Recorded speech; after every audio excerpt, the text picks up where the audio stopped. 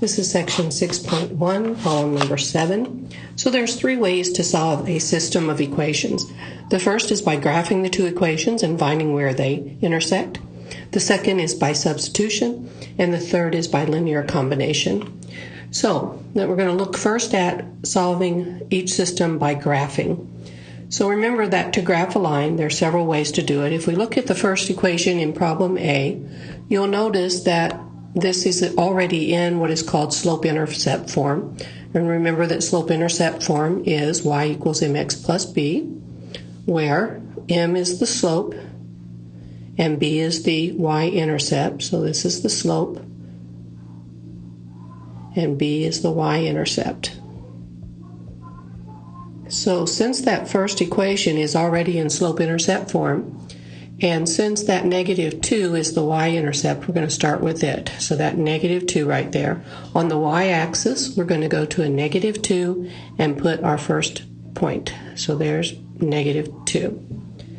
Now, the number in front of the x, that's called the slope, and the slope is 2. And what that tells me is, well, first of all, I need the slope to be a fraction, so I'm going to make the slope 2 over 1. And remember that the top is the rise and the bottom is the run. So from the point negative 2, I'm going to rise 2. I'm going to draw it for you. Rise 2. And we're going to run 1.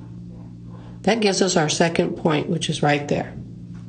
Now, to actually draw the line, we're going to connect those 2 points. And there's our first line. Now, graphing is not a really good method.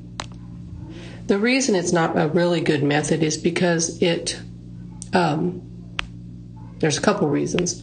One is because it takes a long time, and another is because it's not very accurate.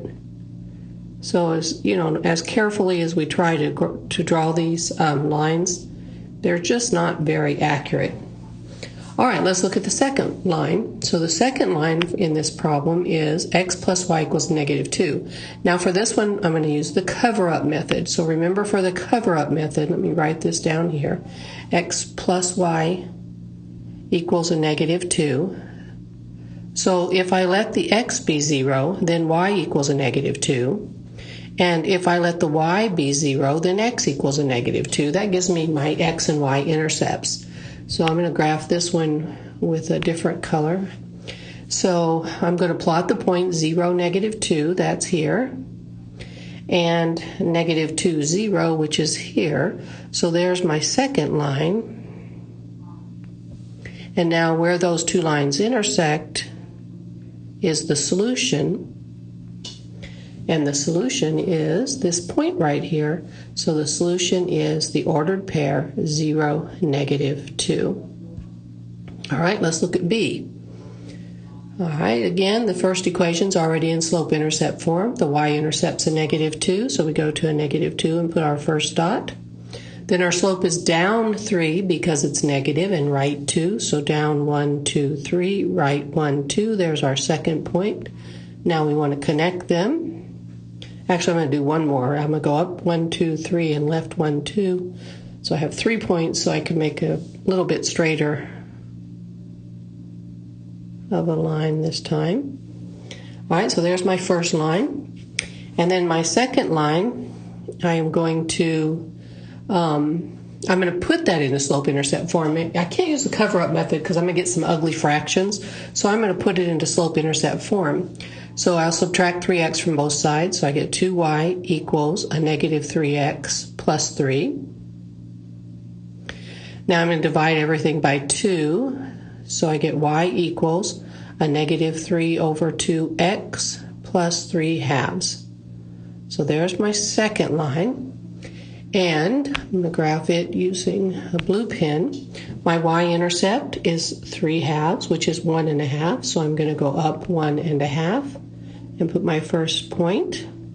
And then my slope is to go down 3 and write 2, so I'm going to go down 1, 2, 3, and write 1, 2. And there's my second one. And then when I connect those, hopefully we can see that those two lines are parallel. Now, notice when I have them in slope-intercept form that this one has a slope of a -3/2. This one also has a slope of a -3/2. That's another way that I know that they're parallel. That means there is no solution. So the actual answer are the words no solution. And the last one, the first one's in slope-intercept form. Our y-intercept is 1, 2, 3. Our slope is 1x, so rise 1, run 1. Rise 1, run 1, and there's our first line. And our second line, I can use the cover-up method for that one. And when I use the cover-up method, if I let the x be 0, then I get a -2y equals -6, so y equals 3. And if I let the y be 0, then I get 2x equals -6, so the x value is a -3. Now plot those 2 points, -3, 0, and 0, 3, and lo and behold, this ends up being the exact same line, just a different form of the equation, which means our answer is infinite solutions. Infinite solutions. And that's actually what you would write for the solutions.